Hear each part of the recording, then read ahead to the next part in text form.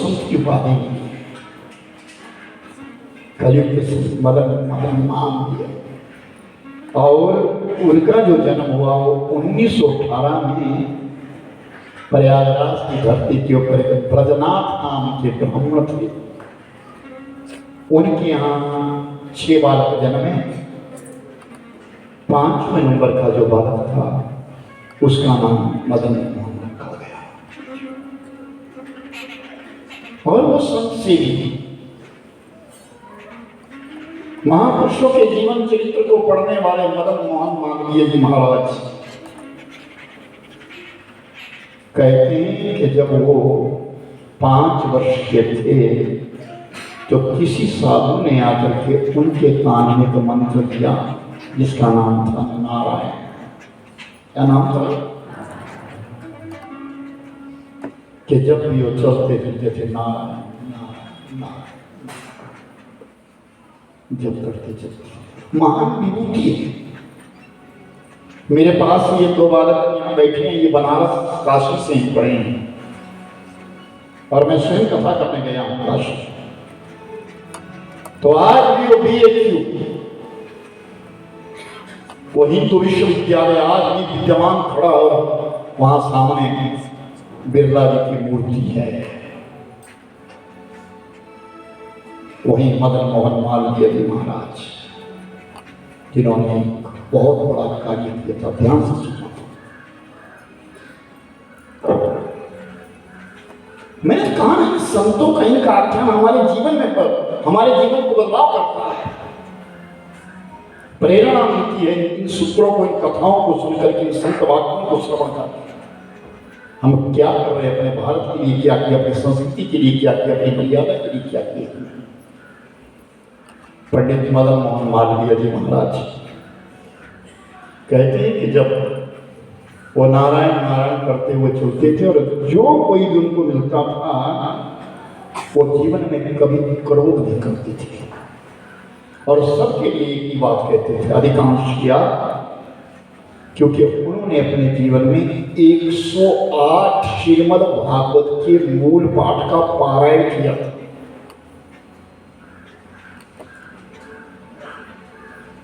ध्यान से सुनना इस बात के लिए। मदन मोहन मालवीय जी ने अपने बचपन में 108 पाठ श्रीमद् भागवत का किया था। तो जब भी कोई दुखिया व्यक्ति उनके से मिलता तो ये कई बात कहते। क्या कहते? वो कहते कि सुनो भाई, अपने जीवन में जिस किसी को भी दुख आया है एक काम करो, 8वें स्कंद के 3रे अध्याय का पाठ सुना करो या करा करो।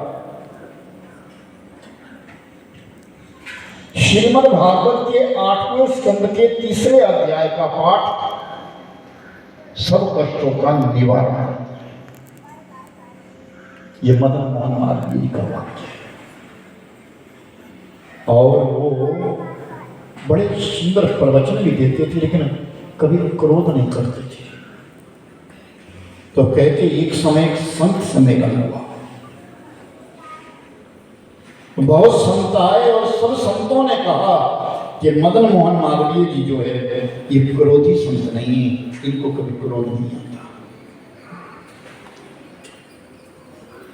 तो कहते कि मुंबई का बंबई का एक विद्वान आया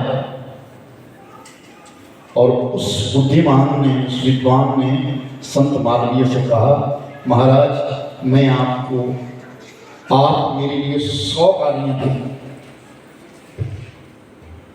आप मेरे लिए 100 गाली दे दो, मेरे जीवन में भी क्रोध नहीं है, मैं किसी को क्रोध नहीं करूंगा। मालवीय जी ने हाथ जोड़े, सुनो भाई, तुम सुनो या ना सुनो, गाली देने से पहले, तुम्हें सुनने से पहले तो मेरा मुख ही बर्बाद, मेरी वाणी बर्बाद हो जाएगी। इस वाणी से मैं गाली दूंगा, मैं गाली कैसे सकता हूं? ऐसे वो संत, ऐसे मदन मोहन मालवीय जब अपनी जवानी में आए तब उन्होंने विचार किया कि मैंने अपनी संस्कृति के लिए क्या किया। अपने सनातन धर्म के लिए मैंने क्या किया, अपने जीवन में मैंने नेक काम क्या किया, ये विचार सबके मन में नहीं आता मेरे भाई बहन। अपने बारे में सोचते हैं, अपने घर के बारे में सोचते हैं, अपने महल बनाने के बारे में सोचते हैं, अपनी गाड़ी डालने के बारे में सोचेंगे, अपनी प्रॉपर्टी बनाने के लिए सोचेंगे, लेकिन देश के विषय में कौन सोचता है, धर्म के विषय में कौन सोचता है। संत माधवीय जी ने विचार किया कि मुझे एक ऐसे संस्थान की स्थापना करनी है जहां भारतवर्ष नहीं अपितु देश विदेश के कोने कोने से बालक पढ़ने के लिए आए और हमारी हिंदू संस्कृति कायम रहे। तो काशी जी ने कैसा विश्वविद्यालय बनाना है मेरे लिए, लेकिन उस विद्यालय को बनाने के लिए मेरे पास पैसा नहीं, दौलत नहीं। तो मदन मोहन मालवीय जी ने बिरला सेठ का नाम सुना, सब ध्यान से सुनना, इतिहास क्या कहता है। तभी तो कहा पढ़ने से हमें बहुत कुछ मिलता है। अब ये जब मोबाइल ने किताबें खत्म कर दी, ऐसा ये बीमारी चली है मोबाइल में, जिसमें संक्षिप्त रूप में हर प्रश्न का उत्तर आ रहा है, हर प्रश्न का उत्तर संक्षिप्त, कहीं गलत आ रहा है कहीं सही आ रहा है, लेकिन जो ग्रंथ है उनको कीड़े खा रहे हैं। कौन पढ़ रहा है ग्रंथों को, इतना समय कोई नहीं दे रहा है। तो मदन मोहन मालवीय जी महाराज विचार करने लगे कि इतना बड़ा संस्थान बनाना है जिसके लिए उस जमाने में लाखों रुपए चाहिए, कहां से लाख रुपए कहां से आए। तो बिरला सेठ का नाम सुना था कि बिरला बड़े धार्मिक है, हमारे भारतवर्ष की जान है। बिरला सेठ हमारे भारतवर्ष की जान है, स्तंभ है। तो मदन मोहन मालवीय जी उठे और बिरला के यहाँ चले गए।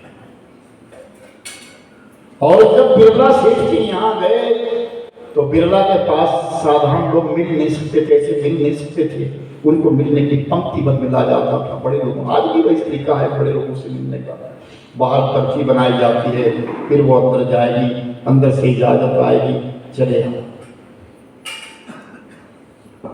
तो दरवाजे पे खड़े बिरला, तो दरवाजे पे खड़े मदन मोहन मालवीय जी सुन रहे हैं।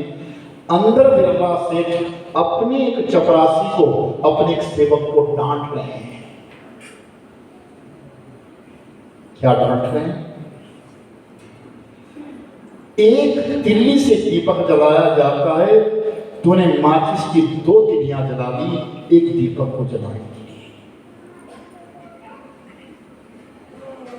बड़े ध्यान से सुनना, बड़े पैसे वालों,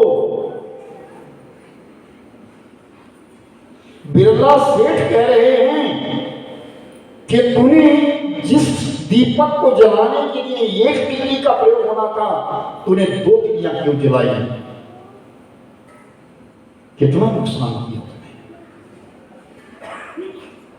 तो मदन मोहन मालवीय जी के कानों में बात आई, मैं क्या करूंगा इसके पास से, जो एक तिल्ली के लिए इतना झगड़ा कर रहा है, वो मेरे लिए क्या देगा।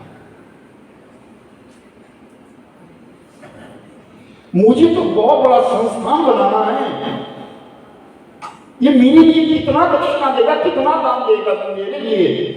100 दे देगा, 200 दे देगा, 1000 दे देगा, उससे क्या होगा? मैंने नहीं मांगा। उस बात को सुनकर के मन खट्टा हो गया और लौटने लगे। पर्ची अंदर चली गई थी, इतने में अंदर से आवाज आई कि पंडित मदन मोहन मालवीय जी को आदर पूर्वक अंदर लाया जाए। और सेवक ने कहा, महाराज आपको सेठ बुला रहे हैं, चलो। मालवीय जी विचार किया कि जब इतनी दूर आया तो कम से कम सेठ का दर्शन तो कर लेता हूँ। मांगना तो भूल रहा हूँ, मांगूंगा नहीं, अब अपनी वाणी को क्यों खराब करूंगा, क्या देगा सेठ मेरे? लेकिन चलो, एक धनाढ्य व्यक्ति है, उसका दर्शन करना ही बड़ी बात है।